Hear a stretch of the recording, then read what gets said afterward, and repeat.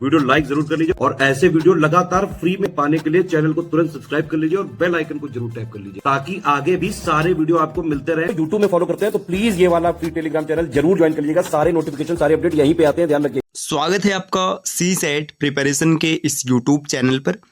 आज की इस वीडियो में हम लोग यूपी पीसीएस प्री 2025 के लिए सी सेट मैथ्स के टॉप 5 कॉन्सेप्ट के सीरीज में एक और बेहतरीन क्लास के साथ हाजिर है, जिसमें कुछ बेहतरीन कॉन्सेप्ट को सीखेंगे जिस पर आधारित प्रश्न पेपर में बन सकते हैं। तो चलिए शुरू करते हैं आज के इस इंटरेस्टिंग सेशन को। इससे पहले आपको बता दें दोस्तों कि स्वतंत्रता दिवस ऑफर के तहत आपको स्टडी फॉर सिविल सर्विसेज के प्रत्येक कोर्स पर 50% का भारी डिस्काउंट मिल रहा है। बस इसके लिए आपको प्ले स्टोर से स्टडी फॉर सिविल सर्विसेज का एप्लीकेशन इंस्टॉल करना है और कोई भी कोर्स परचेज करते समय कूपन कोड अप्लाई करना है ज्ञान सर। जैसे आप ये कोड अप्लाई करेंगे 50% की छूट मिल जाएगी। ये ऑफर सिर्फ 15 अगस्त तक है, तो आप किसी भी कोर्स को परचेस करना चाहते हैं इससे पहले परचेस कर लीजिए। चलिए अब बढ़ते हैं अपने क्लास की ओर।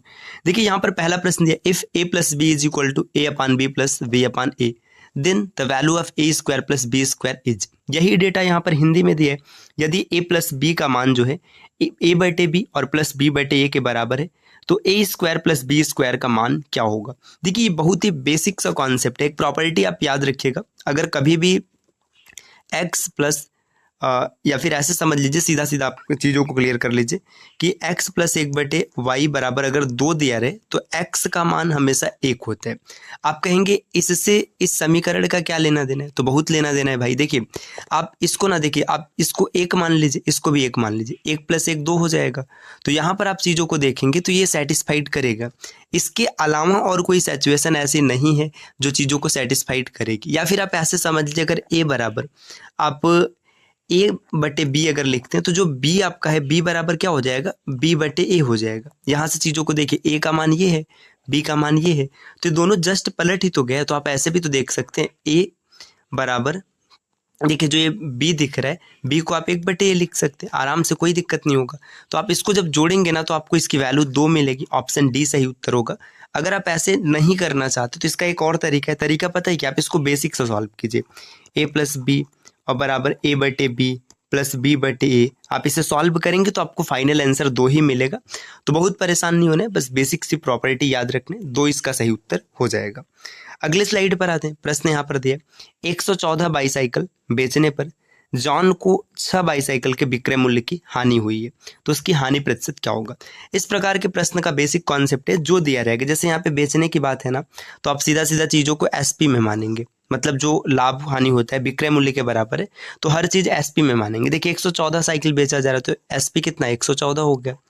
हानि कितने की हो रही है, 6 की हो रही, तो जो लॉस हो जाएगा 6 का हो जाएगा। देखिए 114 आप बेच रहे हैं, 6 रुपये का लॉस हो रहा है, तो आपने खरीदा कितने का था, खरीदा था 120 रुपये का। आपसे क्या पूछा जा रहा है, प्रतिशत हानि निकालना है। देखिए 120 रुपये का आपने खरीदा था, 6 रुपये का लॉस हो गया। परसेंट निकालने के लिए आप गुणा करा देंगे, ये काट दीजिएगा, 6 से कटा तो 20 आ गया और 20 25 100, तो 5% का लॉस होगा यहाँ पर। भाई 5 इस ऑप्शन में कोई दिया ही नहीं है। 6 साइकिल के विक्रय मूल्य के बराबर हानि होते हैं।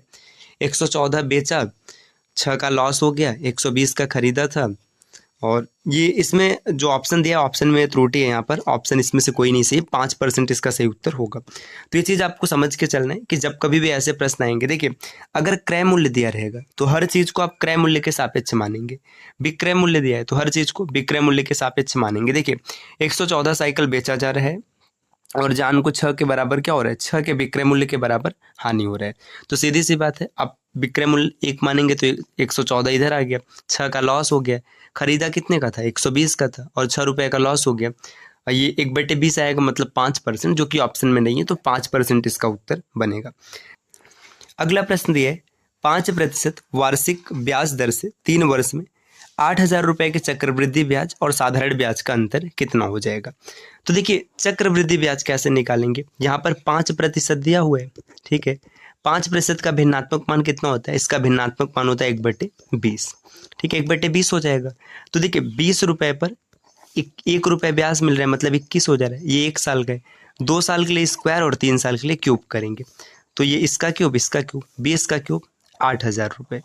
8,000 रुपये जो है ये इस दर से 3 वर्ष में हो जाएगा 9261। आप कहेंगे 9261 कैसे है, ये 21 का क्यूब है। तो यहाँ पर जो ब्याज मिला है, ब्याज कितने का मिला है, ये 1261 रुपये का ब्याज मिला है। ये CI मतलब इसका कंपाउंड इंटरेस्ट है। अब इसका SI अगर आप निकालेंगे सिंपल इंटरेस्ट, तो सिंपल इंटरेस्ट कितना हो जाएगा, 1 वर्ष में 5% है तो 3 वर्ष में 15%। 8,000 का 15% निकालेंगे, प्रतिशत के लिए यहाँ पे 100 से भाग करेंगे, 2 जीरो से 2 जीरो कट गया, 15 अट्ठे 120 होता है। ठीक, 15 अट्ठे 120, ये जीरो बढ़ गया। तो देखिए 1200 रुपये इसका सिंपल इंटरेस्ट हो जाएगा और 1261 रुपये इसका कंपाउंड इंटरेस्ट हो जाएगा। दोनों का अंतर पूछा है तो अंतर कितने का हो गया, 61 रुपये का हो गया। ऑप्शन डी दिख रहा है तो यही इसका उत्तर हो जाएगा। इसके अलावा भी इस प्रश्न को सॉल्व करने के कई तरीके हैं, तो मैंने बेसिक तरीके से सॉल्व कर दिए, आपको जैसे उचित लगे, जैसे समझ में आप वैसे भी कर सकते हैं। बाकी इसका ये बेसिक तरीका है, इसमें से कुछ भी पूछे, जैसे कंपाउंड इंटरेस्ट पूछे, सिंपल इंटरेस्ट पूछे, दोनों का अंतर पूछे, दोनों का योग पूछे, आप कुछ भी निकाल पाएंगे।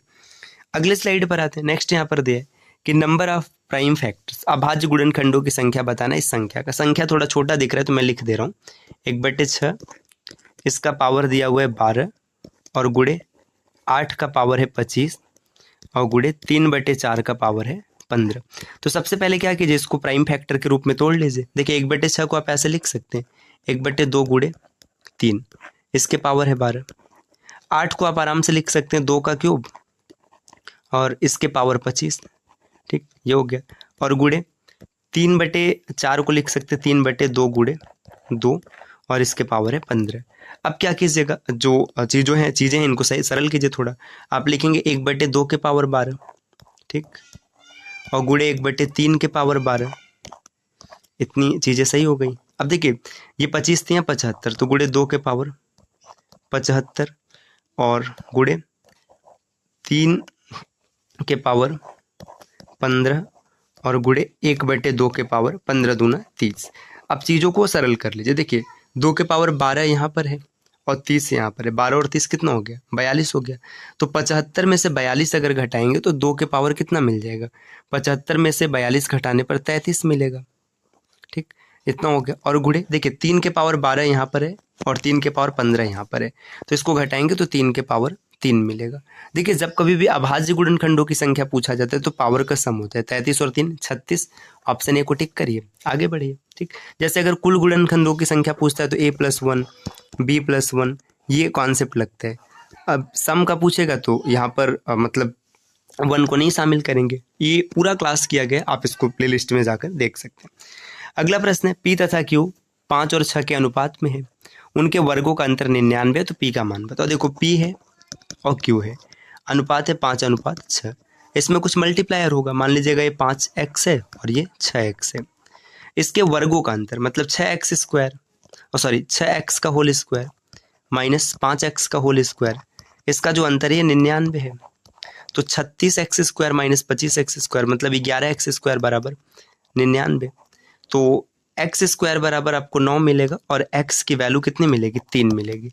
आपसे क्या पूछा जा रहा है, P का मान बताना है, तो P का मान 5 × 15 हो गया। Q का मान पूछता तो 6 × 18 हो जाता। ऑप्शन डी सही उत्तर होगा। तो दोस्तों ये 5 बेहतरीन प्रश्न रहे जिनका डिस्कशन हम लोगों ने किया है। इस प्रकार की वीडियोज आपको लगातार मिलती रहेंगी, बस इसके लिए आपको चैनल को सब्सक्राइब करना है। और अगर आपने UP PCS ROA या फिर UP SSSC PET इन सबको टारगेट किया है तो स्टडी फॉर सिविल सर्विसेज के पेड कोर्सेज को फॉलो कर सकते हैं, जिसके लिए नीचे स्क्रीन पर दिख रहे किसी भी नंबर पर आप कॉल या व्हाट्सएप कर कोर्स की जानकारी ले सकते हैं। मिलते हैं साथियों आपसे अगले वीडियो में, तब तक के लिए नमस्कार।